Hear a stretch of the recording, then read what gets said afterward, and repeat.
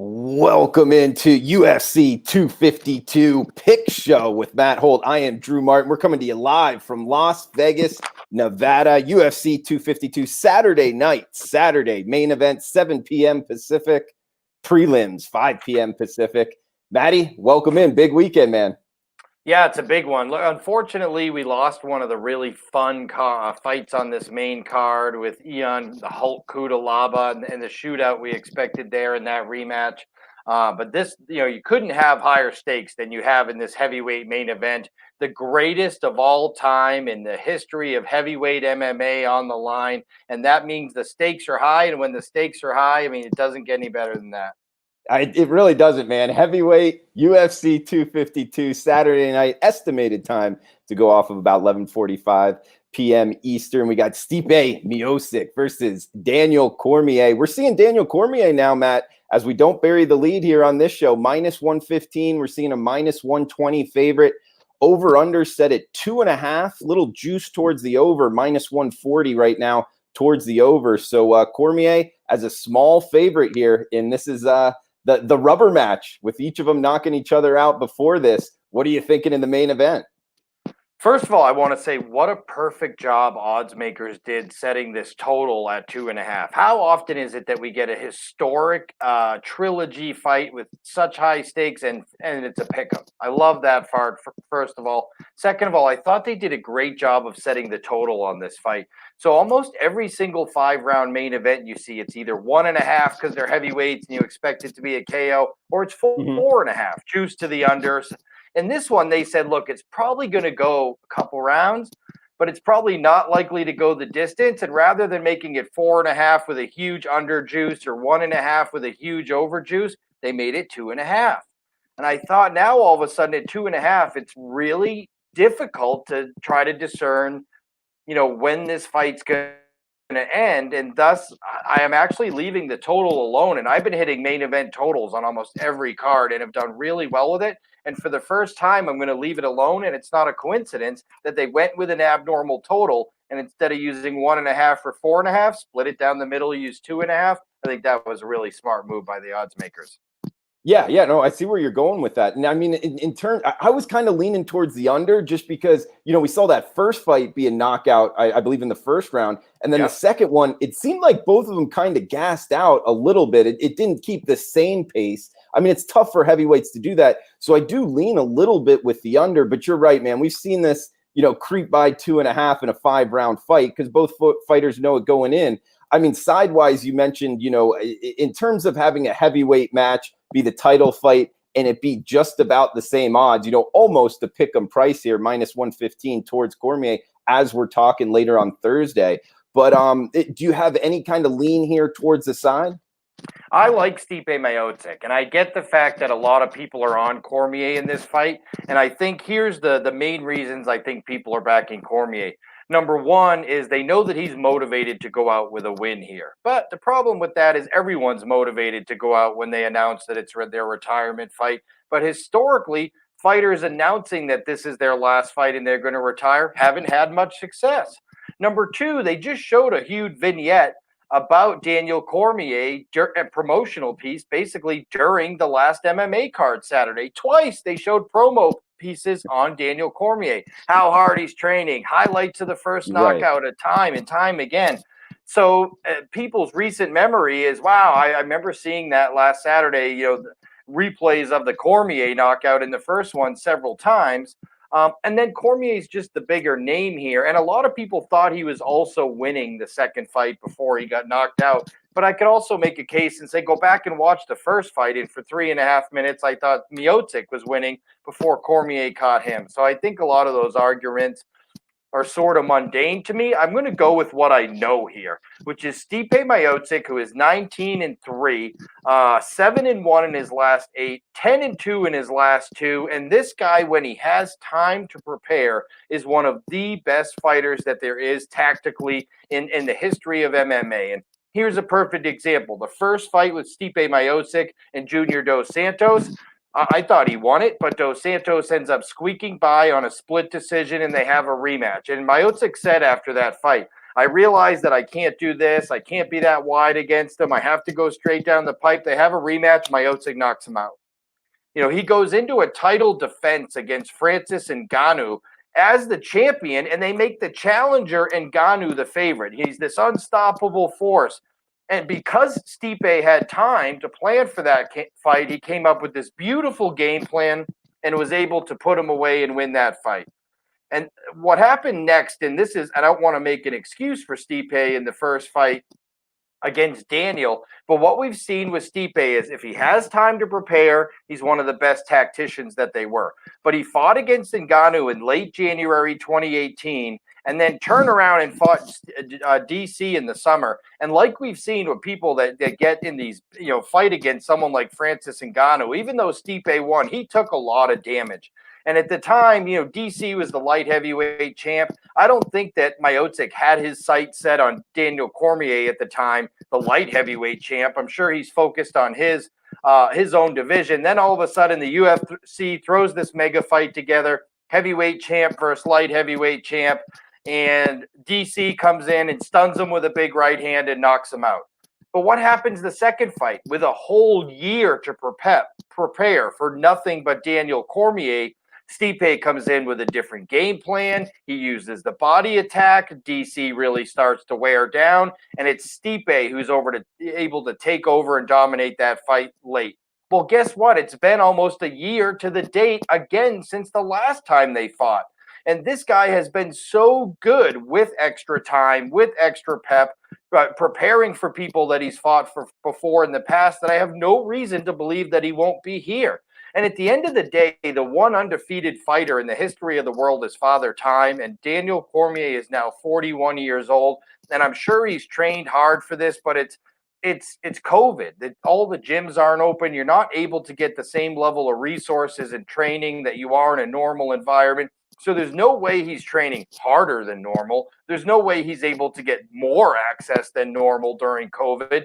And at 41 years old, I don't think his cardio is suddenly going to get better. I mean, it just doesn't get better. Your chin doesn't get better with age. In fact, in almost every situation, older fighters' chins tend to get significantly worse with age. Mm-hmm. They tend to carry that power, but their chins tend to go. I think DC's getting all the love here. Everyone says, he's the more motivated guy because he wants to go out on a big win. Don't you think Miocic wants a big win? I mean, the motivation here is equal. Miocic's bigger, he's younger, he's stronger, he's really good with extra preparation. He's really good in rematches in his career. In fact, he's undefeated in rematch in his career. I like Stipe Miocic here as the short underdog. Yeah, so do I, Matt. I just went by before we both came on watching them both last fights. And I think it's about even. So my plan of attack, I wanted to talk to you first, was to lean towards the underdog because I haven't really looked at these lines before. I like to make my own lines before going in, and I'm with you. I think the value, it's small, but really, in my opinion, on Stipe. So good to hear you say that, man. And Maddie, right before we came on, we had the tech issues or whatever. I think your mic is just touching your shirt just a little bit. It's not bad at all. I'm having to do the same thing. Just in years of doing this, if you just kind of watch that, it's not bad. But just for the sound issues, it's all good, right, man. If you could just pull it out a little bit, it might help with the sound. Sometimes. Get all fired up. Hey, just 2 nights away, man. Saturday night. We got a bunch of good fights here, guys. We're breaking down 4 more here. So try to get more winners than losers. Next one up here, Marlon Vera versus Sean O'Malley. We got O'Malley minus 280 to as high as minus 305 I'm seeing. So some variance in the market right now, Maddie. 2.5 being the total with a little juice towards the over in this one. Look, Sean O'Malley is the hottest fighter in all of UFC right now, and his trajectory reminds so many people of Conor McGregor's trajectory. And the UFC has done a perfect job of scheduling him as his popularity has risen. As he continues to become the new superstar of MMA, they have done a perfect job of scheduling him so far. And Marlon Cheeto Vera is a guy that I love. And I think he's a great fighter. I bet him in his last fight, and I lost. I thought he beat Yadong Song. I scored at 29-28 for Marlon Vera, but the fight was very close. He certainly lost the first round to Song. He certainly won the third round, and how you scored the second round determined the fight. I have no problem saying, look, I thought he won the fight. The judges, two of the three judges, thought he lost the fight in a very close split decision. So I tend to back Marlon Vera because I really like him. But historically, Marlon Vera's fights tend to replicate each other time and time again, where he gets off to really slow starts. And as the fight gets ugly, he's the guy coming forward, pressing forward, dirty boxing, good jiu-jitsu on the ground. But he's always a slow starter. The problem that scares me here is if you're a slow starter, just like against Conor McGregor, if you're a slow starter against an elite power punching knockout artist, sometimes you don't get a chance to get that dirty, ugly cardio game going that many of these really good South American fighters have. My worry is that Marlon Cheeto Vera starts just as slow as he normally does and ends up getting knocked the bleep out in the first round before he ever gets a chance to get going. So because the odds on this fight are so high, I think there's an opportunity for a correlated parlay, if you can get it, where if you really like Sean O'Malley in this fight, maybe a lean toward the under isn't the worst situation. Whereas if you really like Marlon Vera in this fight, chances are it's going to take him a while to get going like it always does. And then there might be an opportunity late as Sean O'Malley starts to slow down for Cheeto Vera to either catch him in a submission or land a big kick or knee or something like that. Because Marlon Vera's boxing actually isn't that devastating. Most of his knockouts, either, the one against Brad Pickett came from a head kick, or he throws short elbows or short knees. His boxing isn't that purely technical power striking. The chances of him catching and hurting Sean O'Malley with a big strike early aren't there.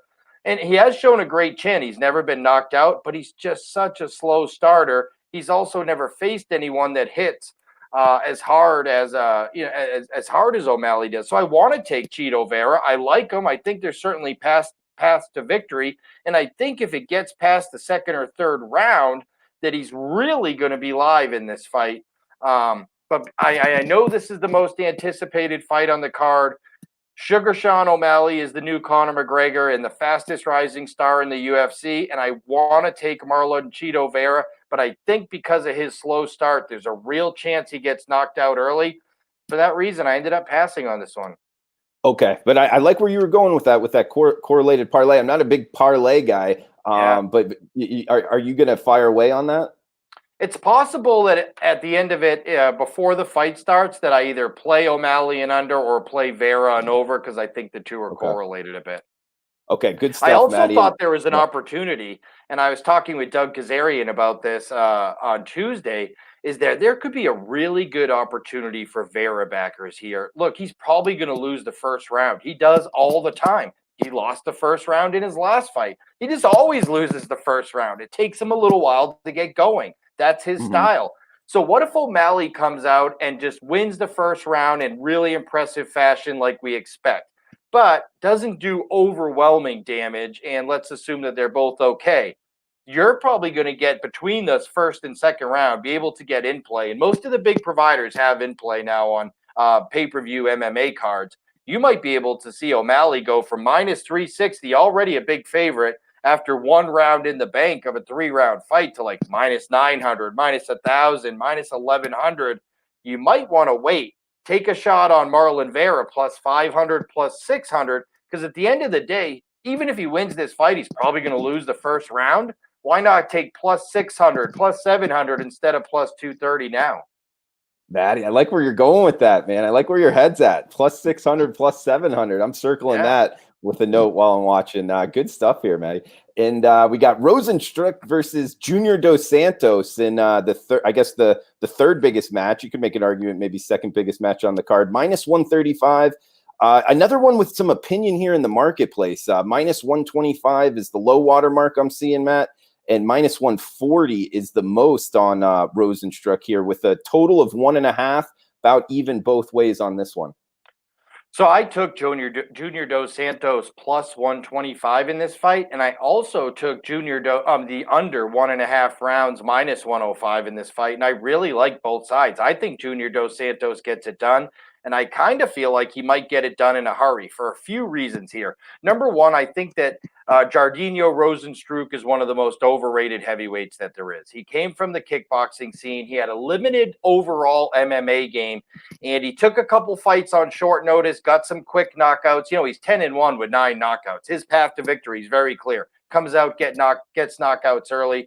And then he volunteered to be a late replacement against Alistair Overeem after multiple pullouts. Took the fight on short notice, was getting dominated in the fight.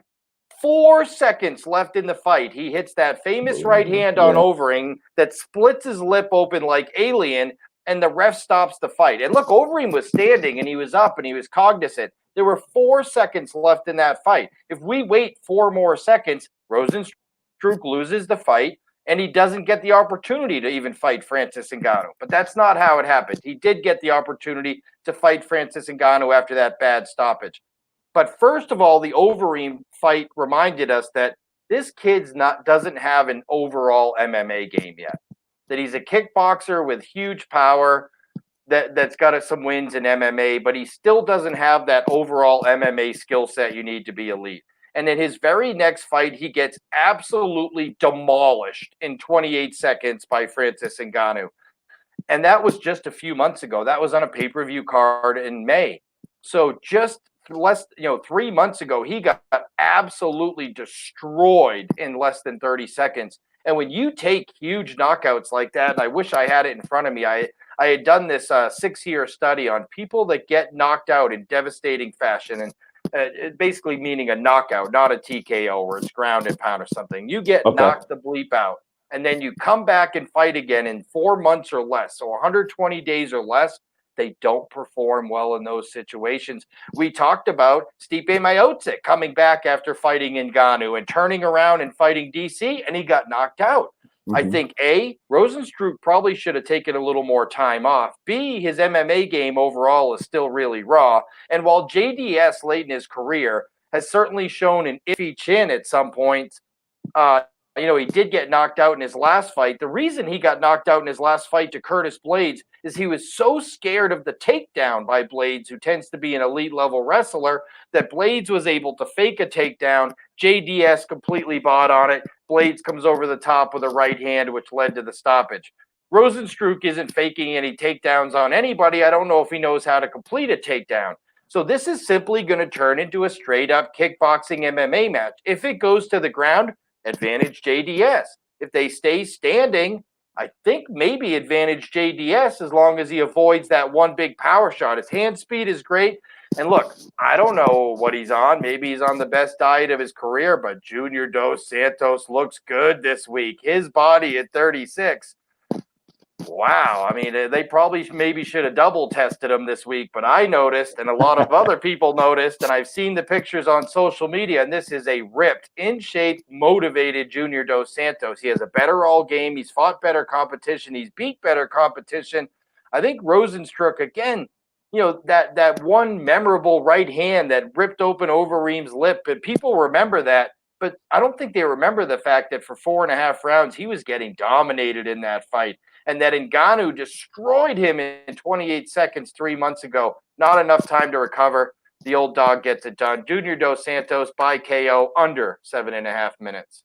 I love it, man. Good stuff, man. Like in the underdog, he's you can get plus 120-ish right now, guys, out there in the marketplace. So 3 down, 2 to go here. We got Vinc Pichel versus Jim Miller up next. Looks like Pichel minus 130 favorite. 2.5 with a little juice towards the over here. Yeah, Vinc from hell, Pichel here. I really like him in this spot, and it was just a pick 'em yesterday. It's really started to go up now as I think people have started to diagnose this fight. And this is a guy who's 5-2 in the UFC. His only 2 losses are to Rustam Khalibov and against Gregor Gillespie, who's an absolute beast. He's only lost once ever to Kevin Lee. So, I mean, he's been in there. He beat Roosevelt Roberts, Joaquim Silva, Garrett Whitley. What's really interesting about this fight is both of these guys' last fight was against Roosevelt Roberts. And Vinc Pichel was a pick'em against Roosevelt Roberts, and it went the whole 15 minutes, and Roosevelt Roberts beat him in every way for 15 minutes. A really young and talented Roosevelt Roberts.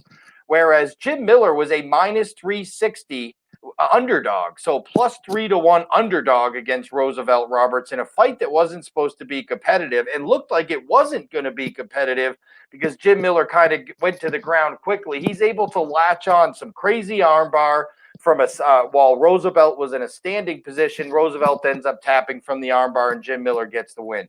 So they both beat Roosevelt Roberts in their last fight, but we have this really common opponent comparison. One guy was a pick'em against Roosevelt Roberts. One guy was a 3-1 underdog. One guy beat Roosevelt Roberts in every way there was. One guy scored a fluky armbar submission after getting knocked down to the canvas. I mean, there were very different situations here. And I know Jim Miller's won 3 of 4, but they're against the super old Clay Guida, who should retire, Jason Gonzalez, Alex White. I mean, at the end of the day, I just don't think he has the skill set. His gas tank tends to run out. Jim Miller is going to be super dangerous for one round in this fight. And if he doesn't get a submission in that first round, he's probably going to get finished himself in round 2 or 3, or at least get dominated in those 2 and route to a really easy one-sided decision from Vinc Pichel.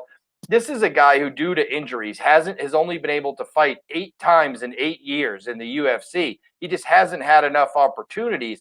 But again, he's 5-2, and he tends to get 5-2-1, and tends to get the job done. It only loses to the most elite guys. Jim Miller, with 14 losses to his, isn't the most elite guy. Vinc Pichel gets the job done here. Like in Pichel, guys, you can get him as low as minus 130 right now. And Matty, we got one left here. We wanted to break down Parker Porter versus Daukaus. Looks like Porter minus 120 favorite. Seen him as high as minus 130 favorite. 1.5 with a little juice towards the over in this opening bout, I believe. So I really, really like this under. And there is an opportunity in this fight that both guys completely gas so hard that they just lay on each other and can't do anything, and it goes a couple of rounds. But first of all, Daukaus is the brother of the middleweight Daukaus, who's actually a really good fighter. So he has some pedigree in his family there, where his brother is a middleweight fighter who's actually a better than Daukaus. You know, he's more established. And Daukaus himself has unbelievable power. He has a great boxing game, a good clinch game. Daukaus's problem, the younger Daukaus here, is that he doesn't have the body of a professional athlete. He's a pretty portly young man, just to say it politically correct here. And because of that, he's had real stamina issues. So 2 fights back, he ended up getting knocked out in a fight where he had his opponent basically about to finish him in the first round. And in the second round, he was so tired he couldn't pick his hands up to defend himself and ended up getting knocked out. So I think what's going to happen in this fight here is the younger Daukaus, who I think is a very live underdog, by the way, as well. I haven't played it yet, but there's certainly a good chance that I will play the younger Daukaus at a plus money price as well. But and we're in a 25-foot octagon again. We have to remember that. This isn't the 30-foot octagon. It's the 25-foot octagon in the apex. These guys are going to exchange early. And Daukaus has huge power. And they both tend to gas really quick. So my guess is Daukaus is going to come out firing. And I think the most likely scenario in this fight is Daukaus by KO 1. But if he doesn't get that KO in the first round, as we've seen by the shape that he consistently shows in, I don't know that he'll be able to get off the stool to even get out there for round 2. But even if he does, he's probably going to get finished pretty quickly because his gas tank is about 3.5 minutes of one round. That's Daukaus's gas tank. And if he doesn't get the knockout himself in that time frame, he's going to be so fatigued that he's going to become defenseless, and he'll probably get knocked out himself again, like he just did 2 fights ago against the heavyweight on the regional MMA scene. So I think this one's simple. Daukaus gets it done in the first 3 minutes, or he completely gasses and Porter gets it done 2 to 3 minutes later. Okay, great breakdowns, Matty. And in recap, do you want to recap the bets that you have placed right now? Sure. I took Stipe Miocic at minus 105. I do think if you wait, you'll be able to get even money or even plus 05, as there seems to be steam all week on DC. And Cormier is so popular with the fans that the public money will also show up on Cormier.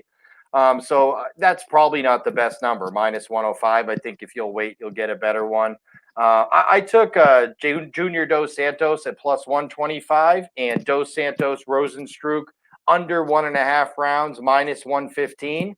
I took Vinc from Hell Pichel at minus 130 over Jim Miller. I just think, we have a good comparison in each of them fighting the same opponent for their last fight as to where they are in their careers. And I took under in Daukaus Porter, under 1.5. I think I laid minus 105 on that under. And it's just hard to imagine in that 25-foot octagon, that one getting out of round one. And I'll tell you a very interesting fight on this card is Herbert Burns versus Daniel Pineda. And I always thought that Herbert Burns was another one of these guys whose brother is Gilbert Burns, the number one contender in the welterweight division. And I think Herbert's a great fighter, but I also thought that he has been perfectly matched in his UFC career thus far, his brief UFC career. I mean, including fighting a 40-year-old Evan Dunham in his last fight. And I thought he's overpriced a little bit in fight to fight. But in this fight, what's really interesting about his opponent, Daniel Pineda, is a couple of things. Number one, he has 26 MMA wins and fought in major organizations like PFL, Bellator. So he's fought a lot of legit guys. Never won a decision ever. 26 wins without any of them ever coming by a decision. So this guy's an absolute finisher, an animal, and he's going to go for it all out in this fight. And at the end of it, the point is here that I think the under is a good value. But on the other side, Herbert Burns is an absolute animal finisher. We saw it in his last fight. He got the quick tap. And what's interesting about this fight is Daniel Pineda got popped for PED use. And both of his wins in the PFL got overturned into no contest. And he came right out and admitted, yep, I did it, man. Totally took it. And because he admitted it, they ended up going kind of easy on him, gave him a little slap on the wrist. This is his first fight back at 36 years old off a PED suspension. Think of the guys we've seen that used to do PEDs, whether they admitted to it or not, and then what their bodies looked like post-PED. Vitor Belfort's, Chael Sonnen's. Think of those guys pre-PED, post-PED, and there's a pretty good chance that the Daniel Pineda we saw that was a wrecking machine lately and a finishing machine, I wonder if his body's going to look a little different for this one. He's already a finisher who's never won a fight by decision despite having 26 wins.